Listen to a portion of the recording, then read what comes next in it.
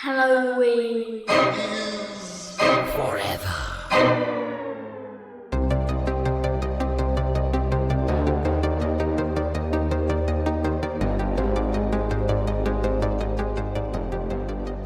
Evening, Steven. How you doing? How you doing this fine eve? I'm doing good, Brian. How are you? I'm not too bad. Now, listen, I'm going to level with you because normally what I like to do is tell a joke about what the topic is. Of course, tonight we're doing Victorian horror, but I'm not going to do one about what the topic is. I'm just going to throw out some Victorian era jokes. Okay. These are real jokes that were popular during the Victorian era, and I want just to get your reaction, see if they hold up. Gotcha. Okay? Gotcha. Maybe I'll just go until you laugh. How's I might be here for a while. All right. Here's the first one. Ready? Steve, what's the difference between stabbing a man and killing a hog? I don't know, Brian. What's the difference? One is assaulting with the intent to kill. The other is killing with the intent to salt. Whoosh. Because of the food preservation technique of the day. Yeah. All right. Here's another one. Ready? Whoosh. Why should the number 288 never be mentioned in company? Why should what were they? I mean, this is what happens when you have no TV and are barely literate. Yeah. What? See, why should the number 288 never be mentioned in company? Because it's too gross. It's a weights and measurements joke. 144, a dozen dozens. That's a gross. It is. This is I feel like these were all just dudes at a meat market at this point. At this point, this is just all dudes at a meat market. Yeah. A lot of commercial. All right. Here's one. I don't understand. Marriage is an institution intended to keep women out of mischief and get them into trouble. Victorian era jokes. All right. I'm going to do one more before I kill myself. Oh, two more. Ready? Okay. Does it make you dizzy? Doesn't it make you dizzy, Steve? This is for you. Yeah. Doesn't it make you dizzy to waltz? You know how the waltz is getting popular now in Victorian times? Yeah, sure is. Making its way to America. Uh-huh. Doesn't it make you dizzy to waltz? Yeah, it does. Yeah, but what you must get used to it, because that's just the way of the world, and world is spelled WHIRLED. Yeah, that's all right. That's when you read on your chamber pot. Is what you do. You read that one on the chamber pot. All right, last one. If William Penn, which would have been, he'd have been quite topical during Victorian era. If William Penn's aunts kept a pastry shop, what would be the prices of their pies? Of course, they would be the pie rates of Penn's aunts. I don't feel like that one's from Victorian era. All right, boys and girls, welcome to a really rocky start to another March Showdown episode of Halloween is Forever. I'm Brian. I'm Steve. Yeah, those Victorian era jokes, guys, in case you're wondering, don't hold up great. And I would imagine most of them are extremely sexist or racist or both. So I really only had one that was moderately sexist there. So yeah, it's all for polite company. That one, the one about for women to get into trouble is just it's for them to titter about. Even women tittered at that one. They're like, yeah, I do get into trouble. Tittering, underrated activity overall. Tittering, bring back tittering. But we ain't going to be tittering tonight. We're going to be throwing some spooky ooky Victorian business at you this evening as we jump into our Showdown episode for the first month of the year that doesn't suck shit, which is March. So far, suck shit. But by the end of March, might not suck shit that much. We'll see. Right now, sucking shit pretty hard. But let's get a couple of things off and done at the top of the show. Before I forget to mention, I am playing a little Tubi roulette this evening, as I am want to do, especially when we're doing a Showdown episode. Did the Tubi roulette, brought up a movie from, now this is saying 2012. On the Letterbox page that I'm looking at right now. I think Tubi might have said it was 2014. Anyway, it's called Scream Park, It's about somebody getting killed at a theme park. Put it on at random. Guess who is one of the co-stars of this movie? It's our old pal, Premium Steve Renzisky, former multi-time guest and friend of the show, is one of the co-hosts. And I just saw him for the first time on screen a couple of minutes ago, and given Big Herbert West vibes. I think he's playing, one of the manager, someone who works at the park here. We've established already this is clearly shot. It appears to be at Conneaut Lake Park in Pennsylvania here. Given Big Herbert West vibes. He's got the glasses. He's just that's. I have it on silent in the background because I'm just kind of watching the background. But shout out to our buds. Premium Steve, you've not experienced this movie either, right? No, I haven't seen it. So, but I just looked at the IMDb and saw that Premium Steve's in it, and then Doug Bradley's in it, and then Kevin Ogilvy, aka Ogre, which many people will know from Repo the Genetic Opera, is also in that movie. Yes, he certainly is. Yep, he very much is. Well, exciting stuff. Small world. Tubi's a small world. All right. Before we get into all the bits and bots and dips and dives and things of this Showdown episode, a couple other things we got to do at the top of the show. First of all, Steve, you got a beer over there? You sipping on anything? Yeah. I got beer. I got from the 4 Points Brewing Company out there in Charleroi, Pennsylvania. Which is Charleroi. Ain't nowhere near Conneaut, but he's close because they still Pennsylvania. But I have their Ritual, which is got a pretty cool label on it. Oh yeah, but it's their Tamave Pivo. Oh, a little Tamave Pivo, little Czech black lager there, eh? Well, they call it nice. A Bohemian dark lager, but yeah. Well, I guess Tamave means dark. Kearney means black, I believe, right? But how's it tasting? Doing you a solid? Yeah, it's really good. Yeah. Nice. Yep. That is a style that you'd asked me 10, 15 years ago that I would have been like one of my wish list styles that was going to catch on. And I would have told you never in a million years. Yeah. But guess what? It has. Yeah. You can find them now, which is kind of fun. Once upon a time, it was the most obscure style ever that like literally 3 breweries in the world were making. Yeah. And then all of a sudden it's become popular. I mean, at least in our neck of the woods, it's really become popular because I know this one. I love the Hop Farm one that comes out. And I believe Abjuration does their own. And I can think of, I assume Malcolm does another one at Late Edition because he did the one at Hop Farm. Yeah. So. Yeah, I'm sure if he hasn't, he will be. Yeah, it was interesting. I was out in Denver in January, and I went to like 3 breweries, and all of them had Czech. Oh, yeah. Now, I was going for lager breweries, but coincidentally, all of them. One was Cohesion, which only does Czech beers, but lot of Czech lagers out there with the hip kids out in Denver. I am drinking a decidedly not hip beer, but a pretty yummy beer nonetheless. An old fave. I'm drinking Troegs Nugget Nectar. Hell yeah. It's that time of year where it's time to get on a Nugget Nectar bandwagon. This is a beer I used to drink just cases of back in the day. We used to snag it up when it was hard to find. Now not so hard to find, but I buy myself at least a 6-pack of it every year. Kind of like a celebration, something in that area of the cosmos where I'm going to pick up a 6-pack or 2 every year, pretty much without fail. So it's a good old fashioned.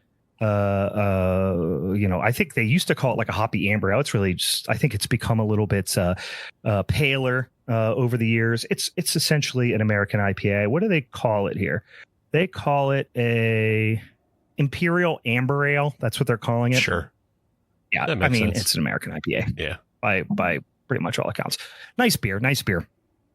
Well, we got something else exciting to talk to you about. If you didn't listen to the last mini-sode of the dog shit month of February, you may not have heard, but we just recorded and posted our final Patreon exclusive podcast series episode of the most recent series, which in the most clunky fashion possible. Youth Group is Forever has come to an end, and we've kicked off, or we're about to kick off in March, our new Patreon exclusive podcast series, which Steve announced on the last one of Youth Group is Forever. Why don't you tell the boys and ghouls, first of all, where they can find it, and what you get when you subscribe to Patreon. Tell them what that new series is all about. Yeah, so you go to patreon.com/Halloween is Forever, and you sign up, you get the Rascals tier, and hey, $5 a month, and guess what?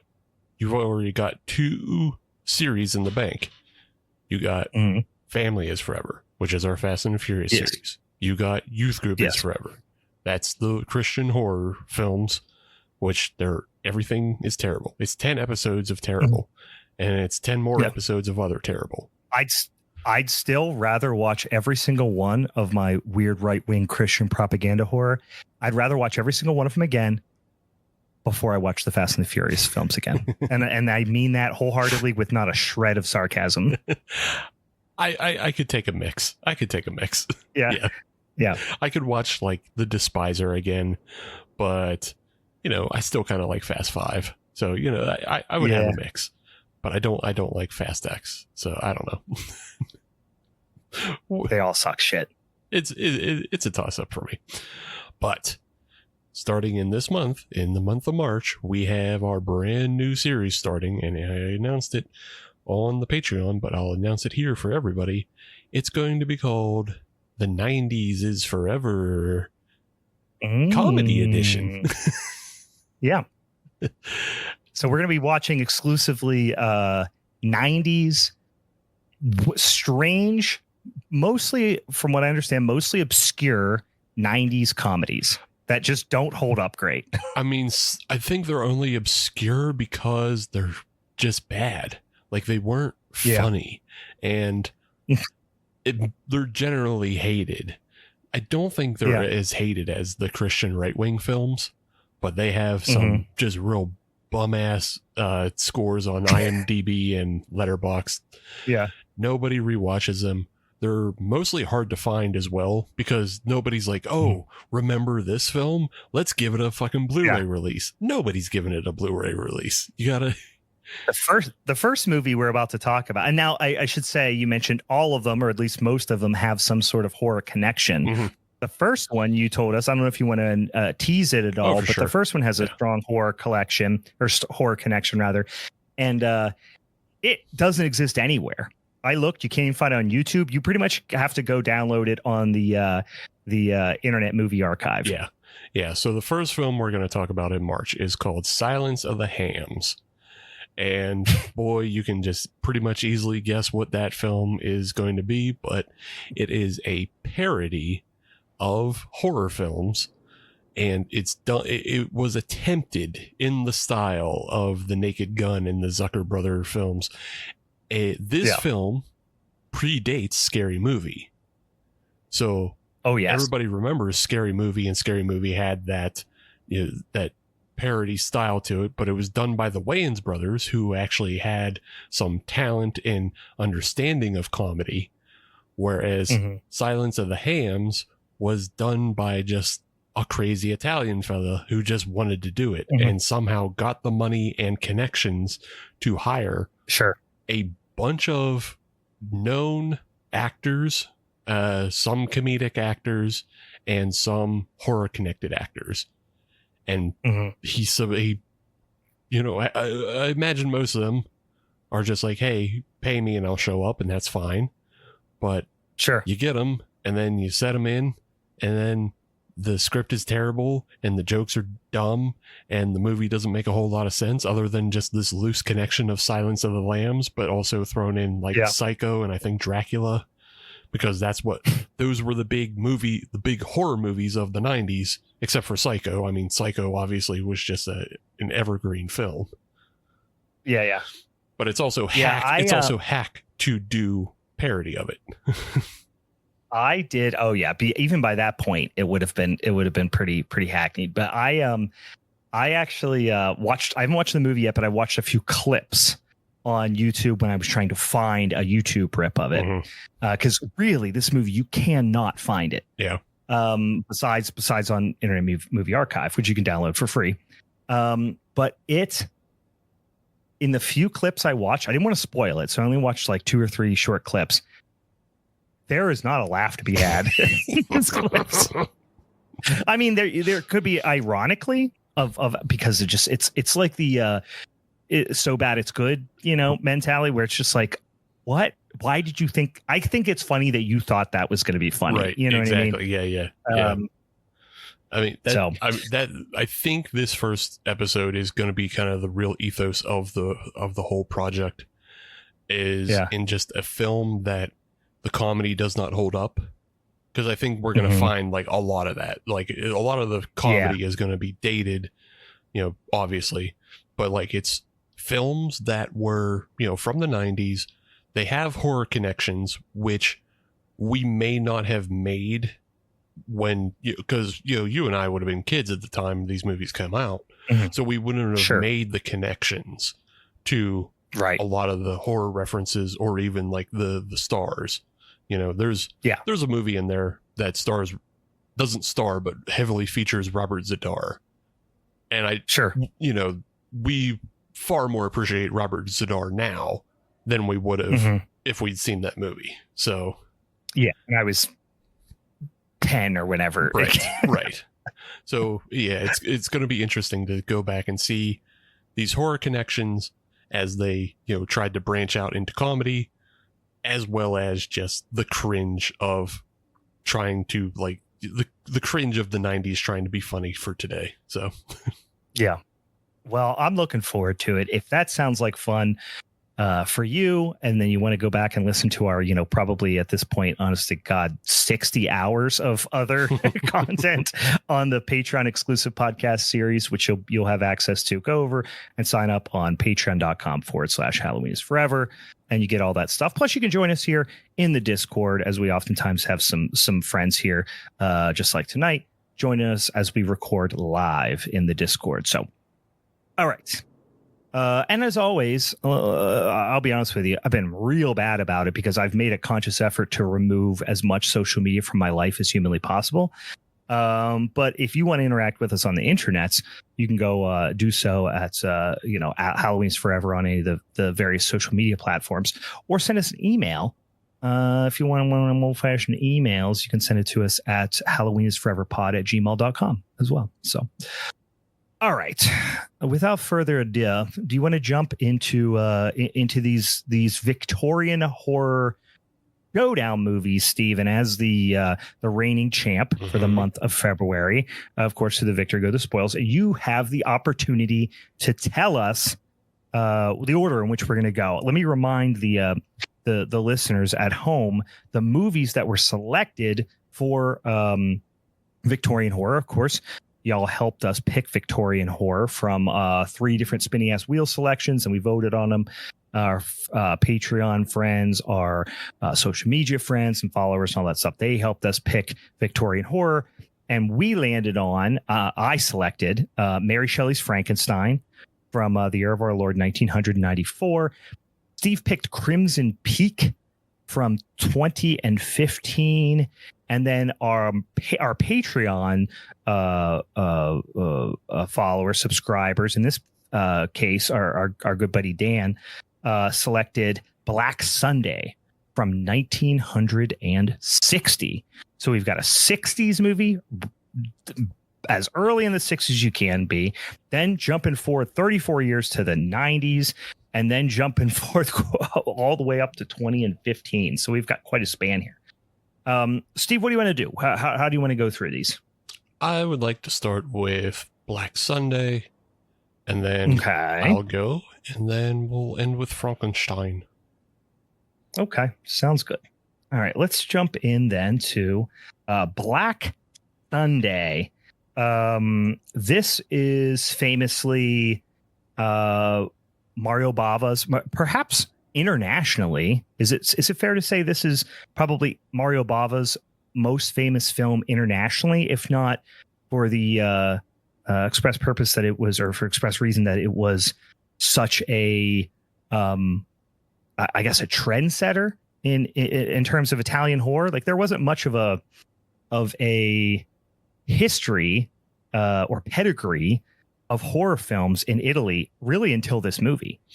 I would say it does predate Black Sabbath personally, and this just might be a personal bias. I feel like a Bay of Blood is his most famous film, but this is probably a really good film to acknowledge as like what opens the doors for everything else that follows with like Fulci and Argento. Because, I mean, even the title, we're calling it Black Sunday, but it also goes by the name The Mask of Satan. So I was just about to say that, which is a way cooler title. Yeah, way cooler title.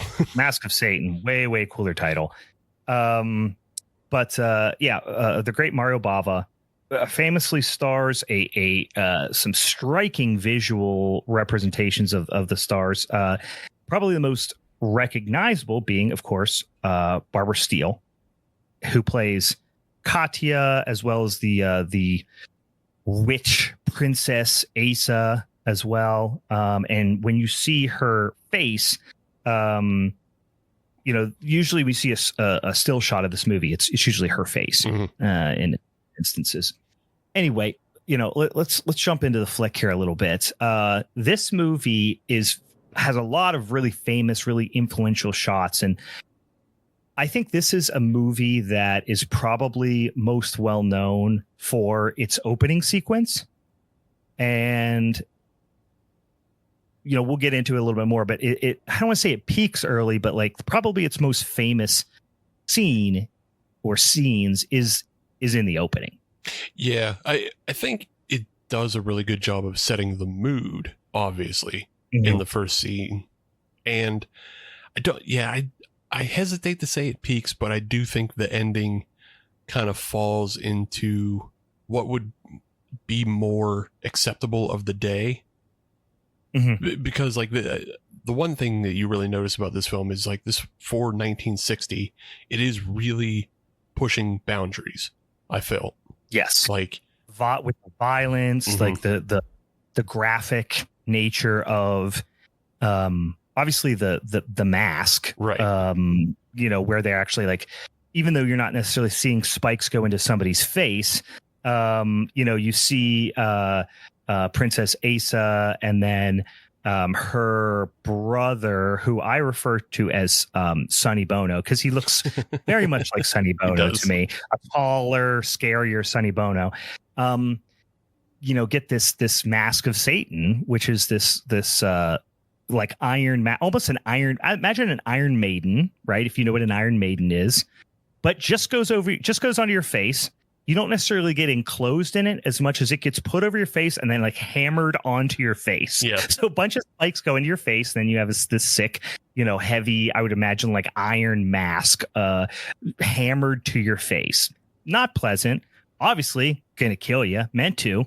But we see that applied to a couple people in this movie, but even like the branding, right, of her, like before they kill her and stuff, it is pretty visually, gory. Yeah. As much so as a 1960s black and white film is going to be, but that really, you said, sets the tone. I mean, it does. The gothic, very like stunning gothic visuals. Lot of influence taken from the Universal monster movies, but I think taken even to a higher level, obviously much later, decades later than some of these, obviously Dracula and Frankenstein and stuff, but lot of black ice, a lot of fog. It just has that creepy gothic vibe, and they talk a lot about temperature and it being like cold and chilling and stuff like that. And I'm like, it does feel cold. Yeah. Everything feels kind of wet and cold and damp, and they just nail that vibe. Yeah. Yeah. All the dead black trees, and then surrounded by, black druids holding, these torches that are just burning at the end. And then, the one thing you never want to have is like, if you're on trial, don't be on trial to a Grand Inquisitor. That's terrible. Yeah. Almost never goes well. No. Yeah, almost never goes well. The Grand Inquisitor is usually not the most forgiving of folks. But yeah, I mean, she's being Princess Asa and her brother Sonny Bono are being accused of really unclear at first, and it kind of goes to remind you of the old world European tradition of like ghouls and vampires and even witches, all kind of coming from the same set of folklore stories. So they're not as distinguished in some of this old world European lore as they are in like certainly in the modern American lore, where it's like, that's what a Dracula looks like. That's what a Frankenstein looks like. Here it's like they're talking about drinking blood and all this stuff, but it's like, no, you're just kind of talking about some ghoul that's been brought back to life via some satanic business. Yeah. Yeah. I mean, the film opens in like the 1600s of Moldova, which is, Moldova, which is just like anytime you want to just set something in the backwoods of the world, it's, Eastern Europe, bumfucking middle of nowhere. Moldova is where you put it. 'Cause no one knows where Moldova is. Yeah. Point it on a map. I dare you. Yeah. So that's why, again, like you're just saying, like the whole lore feels like kind of this muddy thing. All they know is like they're accusing her of being a vampire, but also, witchcraft. And all they know is, you know what? I don't care that much. It's all in service of Satan. Brand that bitch and hammering her in the head. I'm not. Yeah. We're not doing this. We're not playing games. And also, to her credit, instead of doing the old like, no, it wasn't us, that's not what we were doing, she just does what I think the kids nowadays would refer to as, she just crashes out. She just goes, yeah, fuck you, curse you, Satan. Yeah. And just like she just goes, fuck them all. And I'm just gonna admit what's happening here. Well, she does, maybe she does crash out, but she for sure does a real because the Grand Inquisitor is standing there and he's like, you will be repudiated in the face of God, and now you will be punished. And she goes, nuh-uh, you will be repudiated, and it's your whole family that's going to get it from Satan. Yeah. She like I said, she just goes, she's not pulling any punches. She's not asking for forgiveness. She's like, kill me, bitch. I'm going to come back and I'm going to murder all y'all guys. So then they're going to burn her body, of course, but like immediately the curse apparently kicks into effect and it starts, the burning is promptly rained out. So the bodies are placed elsewhere, and then they never burn them. And I'm like, really? Just one rainstorm stopped you from burning them forever? Yeah. Which was a little bit surprising. But postpone and then just postpone it. Yeah. ADHD forgot about it. You can make up the baseball game. You know what I mean? Not, you don't have to, it's not just canceled forever. Yeah. But anyway, fast forward 2 centuries later, which is quite a time jump for this movie. You've got these 2 like dandy professors, and they're going to this conference. It's I think Andre, and is the other one pronounced Choma? Oh, but he refers to him usually by his last name. Yeah. I just noticed Krujavan. Krujavan. Yeah, Krujavan. But I was calling him Dr. Choma, but Krujavan. And the pronunciation, you get the feeling is not terrifically authentic in the voiceover here. This is an Italian film, so you have the dubs, right, that you're expecting. But anyway, they take, wise enough, they decide to take a shortcut through the witch's forest, which is always a great idea to go to their conference.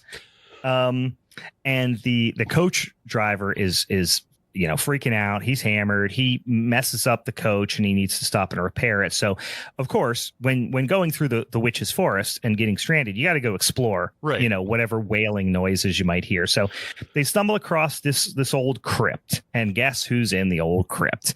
It is our old pal, Princess Asa, her tomb. They've done this thing where she's got like a casket with like a window into the mask. And then there's like a cross that's there that's supposed to keep her in place. But of course they mess that up because there's a giant bat attack. Just big old giant bat comes out and and Choma shoots it with his little dandy pistol, and then smacks it with a cane, which first shot shoots it out of the air with like a little looks like something like a gambling boat kind of pistol. Yeah. It's like, how the hell did you do that? And smacks it with a cane, and he breaks the glass. So they're like, oh boy, no. So you kind of see where this is going. Yeah. I will say, for as influential this movie is, for how great visually it is, and some good performances too, I think it is safe to say for the most part it's pretty predictable. I mean, it's moved from 1960. Some of these tropes would not be anywhere near as prominent then as is now. So I can give it some benefit of the doubt. But yeah, you see here and you're like, okay, well, you just let out the damn witch. Yeah, it's pretty much what you did. Exactly. And again, like even that the coachman whole thing, that's very Dracula. Of just like, the coachman who's afraid of like the surrounding lore of the area. He doesn't want to go down a certain road. That's very Dracula. It's cribbed from Dracula and just like a trope at this point in the 60s. But it's also in this scene, where we get kind of another confirmation of like Bava is doing more. Like he's taking kind of the universal blueprint of film and just adding to it and doing more, because the production design in this tomb is just off the charts with, the webs and the stonework and the light cascading out from, an unshown source. We just assume it's a hole in the roof and it's bathing, her casket in light. And on top of all that, he does like this 360-degree spin around the whole tomb. Whereas a lot of the Universal films were shot on very static camera. It was shot almost like you're shooting a play. You have to shoot the one scene, camera rarely moves, but he spins it around this whole entire tomb and you go, oh, holy shit, that's kind of cool, because they built this whole thing. And yeah, that's what Dan just said in the chat. He says set design is tremendous for 1960. It's really impressive, and you feel like you don't feel like you're on a set. You feel like you're in a freaking crazy dank old ancient tomb crypt. And the original score too, great. It's just a very like a way of making films that doesn't exist anymore. So if it just really holds up well compared to the vast majority of movies you'll see from this era. Just making poor decisions, right? Removing the Satan's mask from the witch's corpse stuff. Of course, they don't know it's a witch, but still, just all these things are bad decisions. Yeah. Getting bit by the corpse, which it's Night of the Demons all over again. You get bit by the corpse, and the corpse comes back. Don't do it. Just don't do it. They go outside, and it appears to be the same woman is outside, but turns out it's Princess Katya, who just happens to look exactly like her. Of course, played by the same actress. But they're getting a little flirty. Dr. Andre and her getting a little flirty right off the bat, and basically he does allude to where they are staying, which is in like the nearby town. So they accidentally take this like relic with them, which may or may not be that relevant for later, but this little like almost like fold out, I don't know what to say. It's not a book. It's like a little almost like pendant type of thing, but it's like opens up like almost something you would see on like a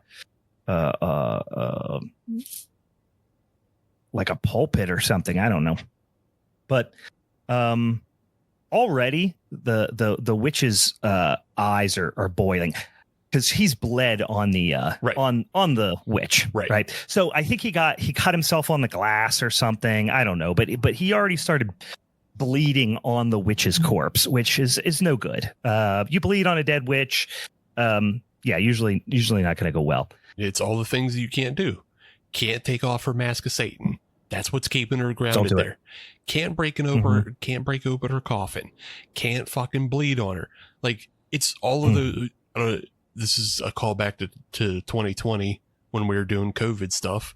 But do you remember like the Swiss cheese infographic of like if you do this one thing, it might protect you, and it might, it might not stop it there, but this other thing might protect you. And dumbass Krujovac, he just breaks all the rules in like within the span of 3 minutes, just like whatever, okay, bye. The only thing he didn't do was like make out with the witch's corpse. Everything else he did all the wrong things. He might as well just poked it and said, hey, get up. Get up, wake up. Hey, quit sleeping. You won't wake up. Start talking shit. Fucking dare you. They go back to the castle with we go back as the audience back to the castle with the princess, and her dad is there, and her brother Constantine, and dad's having a bunch of, he's kind of losing his shit. He's like, we're talking about this particular painting that had a picture of Princess Asa, who was of course the witch, and they're talking about how this painting is like affects everyone negatively or whatever. Also, we get this whole thing about how it's the eve of the feast of St. George, and also the 200th anniversary of what we witnessed in the opening scene. And they say like 100 years later there was like an earthquake that destroyed the crypt and killed like another descendant that looked like her. Now we're 100 years later, and of course Katya looks just like her. And so a lot to say foreshadowing would be an understatement here. Mm-hmm. The dad seeing the mask in his drink, like he really sees all these harbingers of doom. I meant to ask you about that, being that he was drinking a hot toddy. And I don't drink hot toddies, but I know you do. And I like a toddy. Do you commonly see visions of death in your toddy? Or okay. Well, visions of Satan, which doesn't necessarily mean visions of death, but yes, that's why I like a hot toddy. Is because it gets me in tune with it. Feels like it gets me in tune with Satan. Gotcha. I just wanted especially to check. if it's like a real hot summer night and I'm slugging on some hot toddies, getting all sweaty. Then my head's spinning. Maybe I mix some hallucinogenics in there, and now all of a sudden I'm talking to Satan. Wow. Overall, really good practical effects in this movie too. Obviously, it's 1960. It's all practical. It's a little unnecessary to say, but some great effects in this movie. I love a lot of like really fun little like in-camera tricks that would have been a necessity back then. They keep doing this thing of like, after now the process is moving forward, the chain of events have started that's going to bring the witch back to life. We all know this, and you keep seeing like her like kind of sallow like face like kind of filling up, and her eyes are like just like weird little bubbling blood holes at first, and then they get a little fuller, and they get a little fuller. It's kind of a cool effect, and there's a lot of other better examples later. But off to the the inn that the doctors are staying at, that our dandy doctors are staying at, and they're just hammering vodka, literally a pitcher of vodka. They love it, which is a bold order, a bold decision. And we've got this little girl. She's going to milk a cow in the middle of the night, which is never a good sign, especially when there's a witch, on the loose. And the witch is also calling for her brother, Sonny Bono, to rise. He was buried she was put down this crypt to like keep her locked up because they abandoned the burning thing pretty quickly.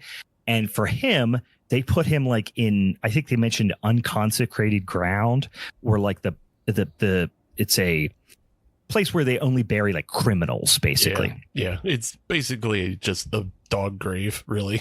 just dog grave. Yeah. That's a fucking band name, dude. Dog grave. Yeah. Dog grave. Yeah. Dog grave. He was also buried in his coolest dragon shirt, though. So, I mean, like, yeah. Yeah, as you would be. I mean, if you had a dragon shirt like that, you tell me you're not getting buried in that fucking thing? Yeah, the dude is sick ass dragon shirt. He's a trendsetter. He's a trendsetter of the early 2000s for fat kids like me who just, hell yeah, bury me in my dragon shirt. That's a song on the debut album of Doggrave, is "Bury Me in My Dragon Shirt." So she's out near the barn, which is right across from the graveyard where Sonny Bono is buried. he wakes up and he's still got his mask on, by the way. He does take it off, and and it is our friend Sonny Bono.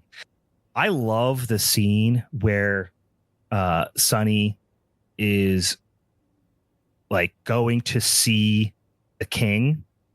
That scene is shot so well, like where he's walking through the like corridors and stuff like that. Mm-hmm. It's just a fucking cool scene. Yeah. Meanwhile, Katya and Constantine send for the docs to come look at their dad because he's wiling out at this point. But Sonny beats them to the older Dr. Choma, which is his first name, which I keep forgetting what his last name is because I wrote down his first name for some reason in these notes. Kruvajan. Kruvajan. Or Kruvajan, whatever. I don't know. I'm just gonna call him Choma. How's that? The only Chom, Dr. Chom. The only problem, I just want to point this out before we go further. Yeah. You can do that. Sure. But Chomo is commonly slang for child molester. So no, not Choma. I know, but I'm just saying you're deadly close. Okay, well, let's call him Dr. Chocho. Sure. Dr. Chocho is fine. Dr. Chocho. All right. The witch, she flexes and busts out. And she walks, Dr. Chocho to kiss her, and he's like, hell yeah. It's like he's into it. And then he's so easily swayed. She's just like, look into my eyes, and he's like, hell yeah, I'm into it. He's like, one. And then he goes to see the prince, who has got some like acute case of poo brains at this point. Sonny is basically wants to go and bring back Katya to the witch so she can take her body, basically, because they look exactly alike, and it's like she's getting her body back. So that's the crux. That is the overall scheme of the baddies in this entire movie. Yeah, but in the go ahead. No, I was just agreeing. Yeah, that's what their plan is. Yeah. That's all they're trying to do, really. And in the morning, Dr. Chocho is gone, and the dad's all like crusty and dead, and Dr. Chocho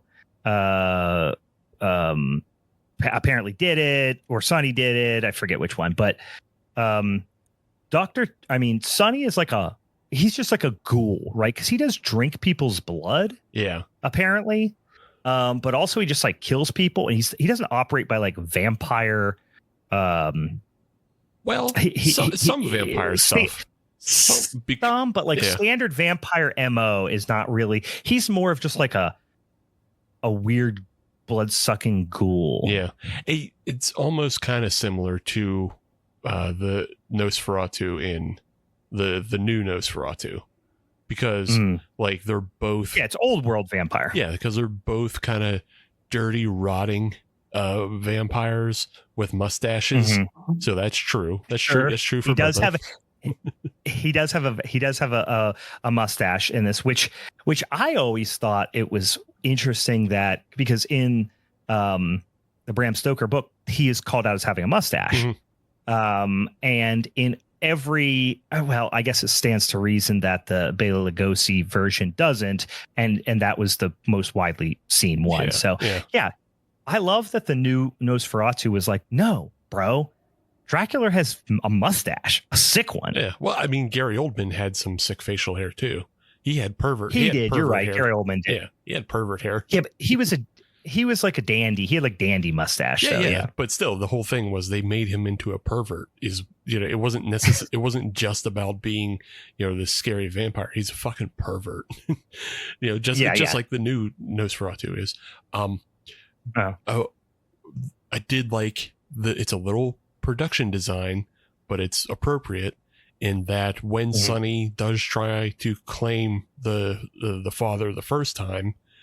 The father hits him with the orthodoxy because he's got the cross, but it's the Orthodox cross, and that's how you know that you're in the middle of Eastern Europe out of nowhere. Hit him with the orthodoxy, bruv. you got extra lines in there, makes it extra powerful. Mm-hmm. And we do get a crazy bearded, long-haired, Orthodox John the Baptist looking motherfucker priest later too. Yep. I mean, almost Rasputin like. If he was taller, he would be Rasputin like. Yeah. Yeah. And for those of you who don't join us in Discord and don't know what me and Steve looks like, essentially Steve vibes. Hell yeah, dude. Orthodox priest, long beard, long hair, dark.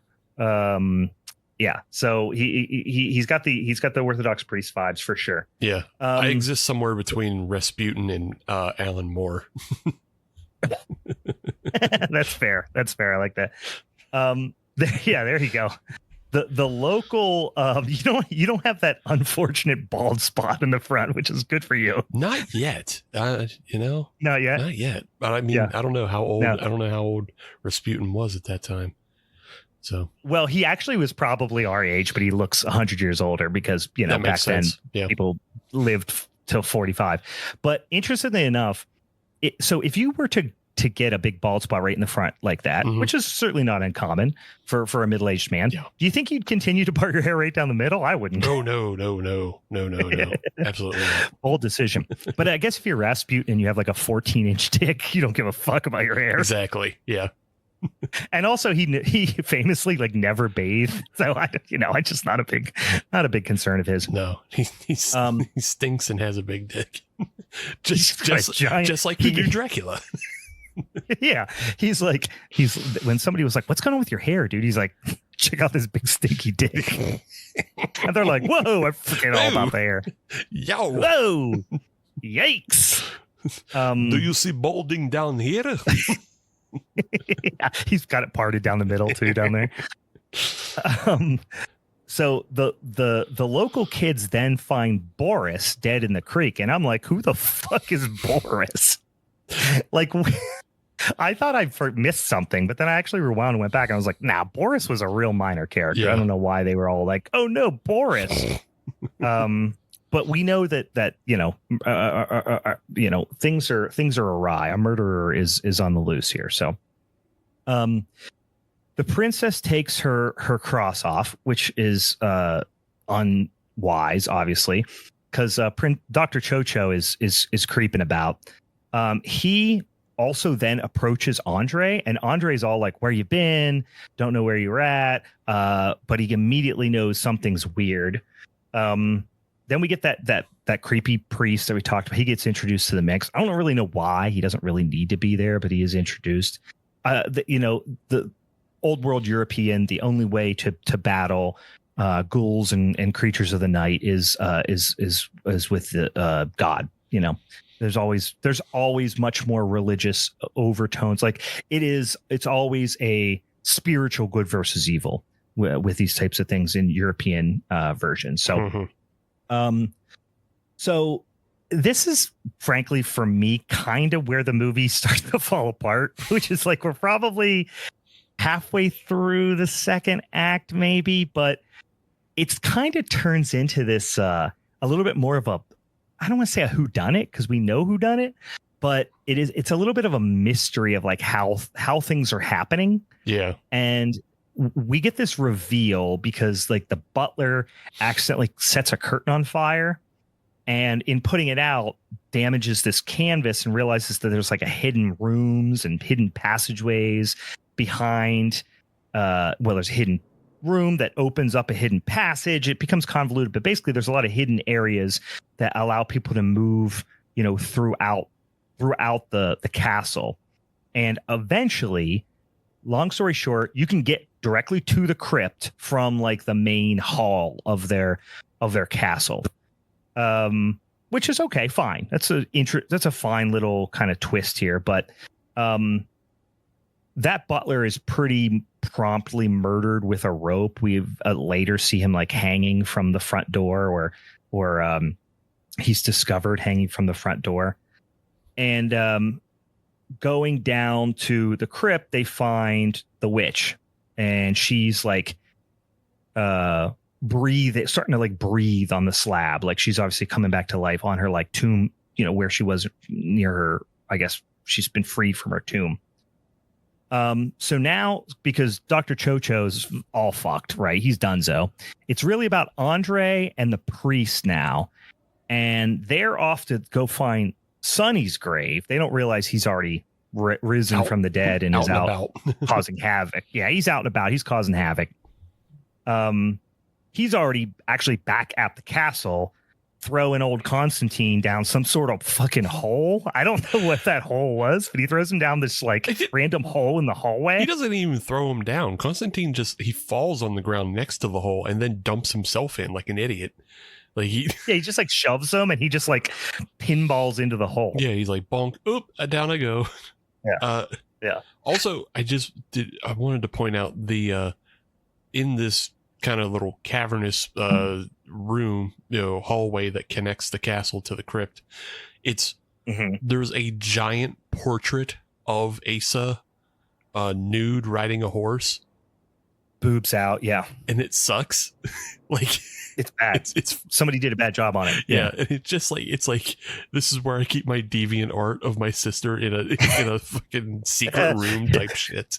This is where I keep my nudes of my sister. I wonder if that was supposed to be more prominently featured as like a reveal, and then they were like, "Nah, this looks bad." Yeah. So they just like get back there, and then they don't mention it. No, they don't. It just like they shoot it as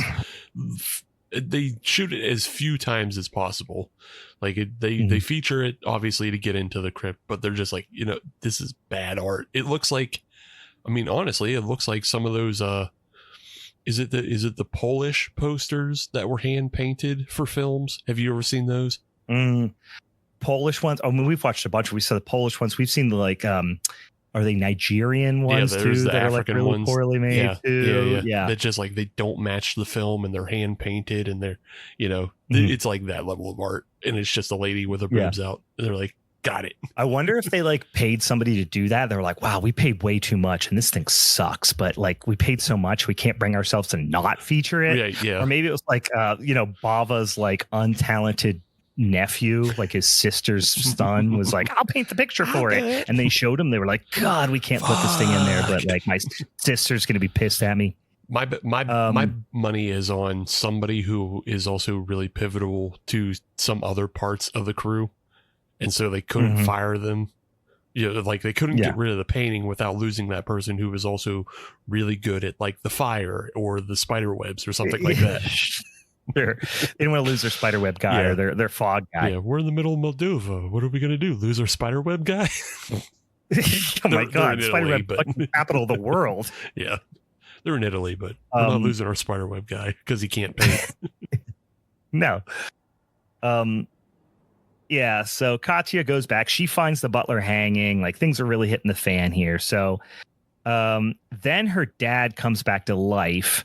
And he's all gooned up. He's like a full-on ghoul now. But then Sonny sets him on fire, like throws him into the like hearth.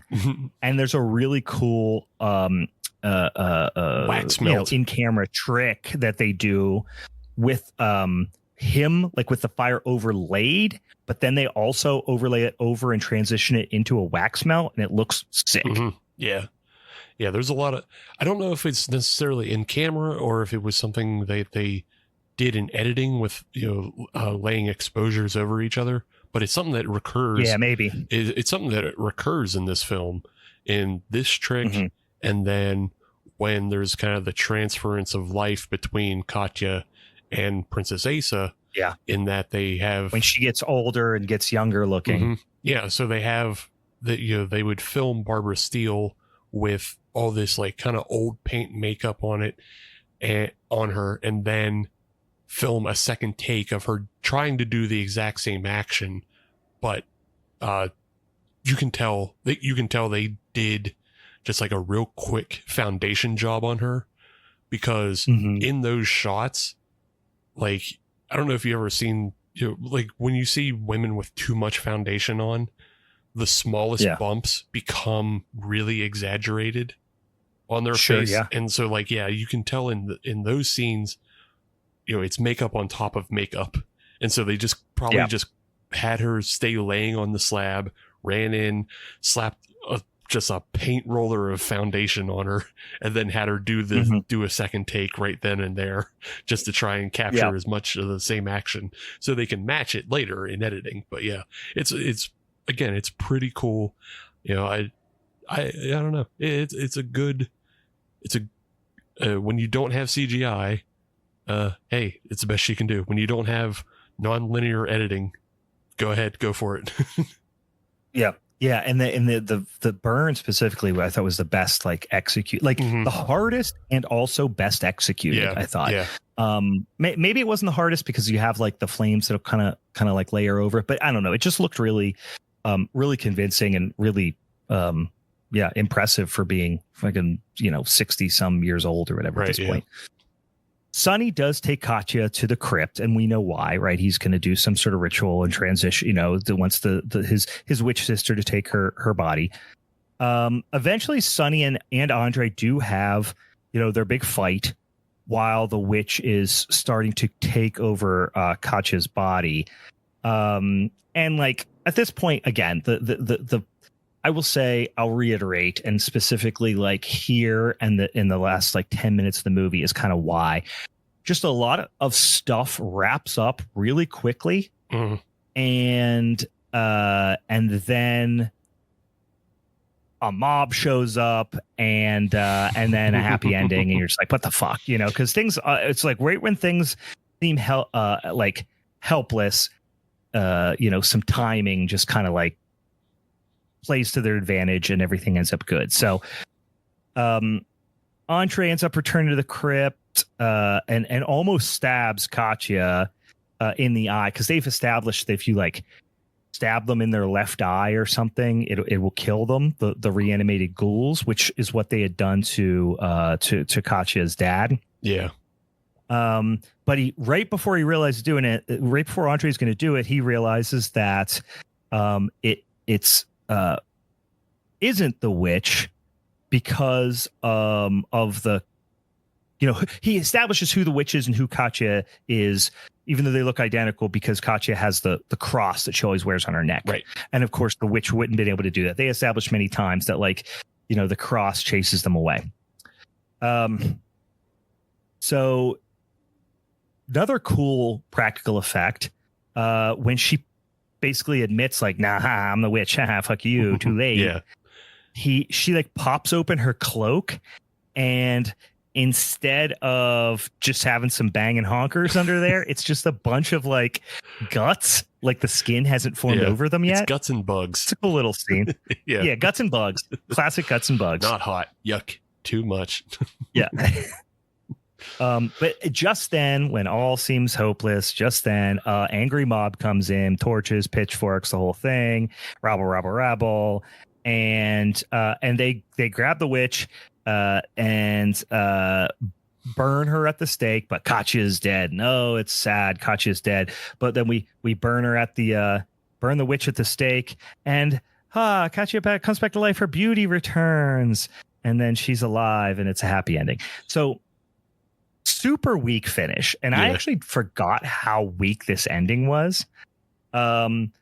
Everything else about it is great, except for like the last 20 minutes really falls off, in my opinion.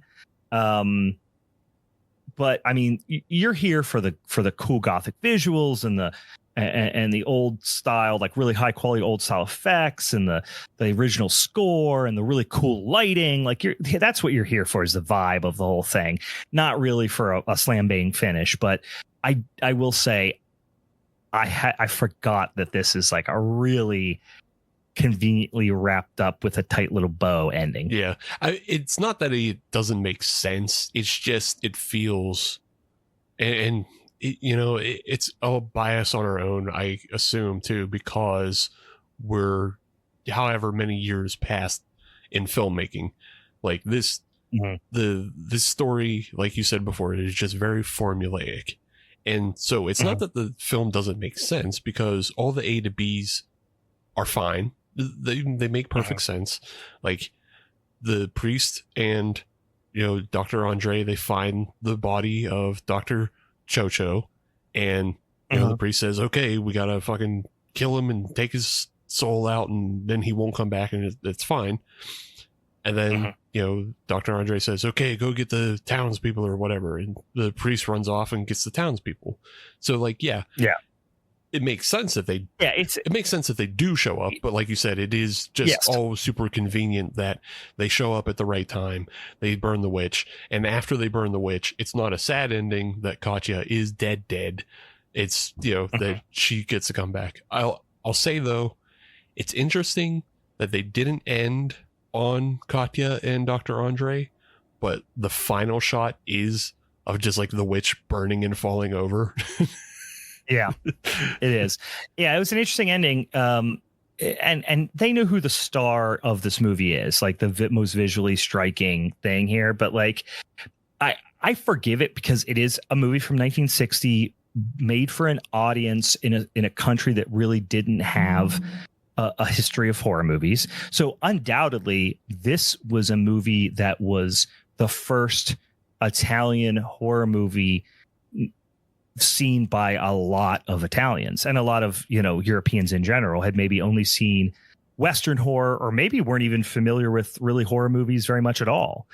So I understand this was made on a pretty big budget for the time, and is made to they need to, this needs to be an audience pleaser in a culture that's not necessarily ready for an ending where Satan wins, over God. Yeah, and I mean, if they were familiar with horror movies, they were familiar with American horror films. So, sure. That's why this film is so deeply tied to, the universal monster aesthetic, and then just kind of the happy ending, because they weren't. I don't know. Maybe they weren't ready to branch out and do their own kind of crazy experimental stuff in the horror genre yet.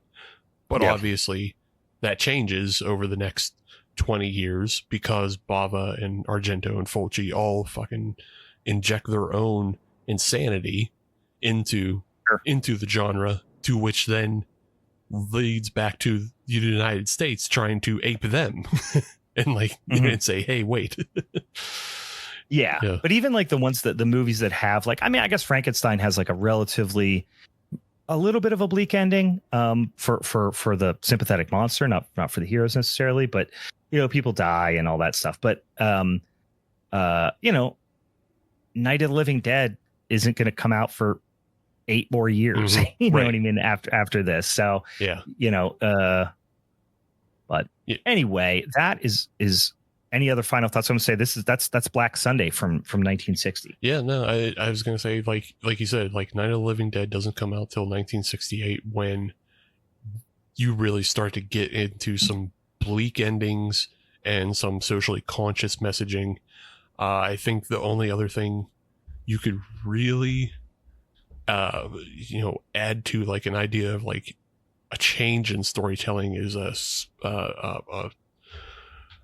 not Stuart Gordon, Herschel Gordon Lewis would have been operating and doing some, revolutionary stuff of just like gore and unpleasantry.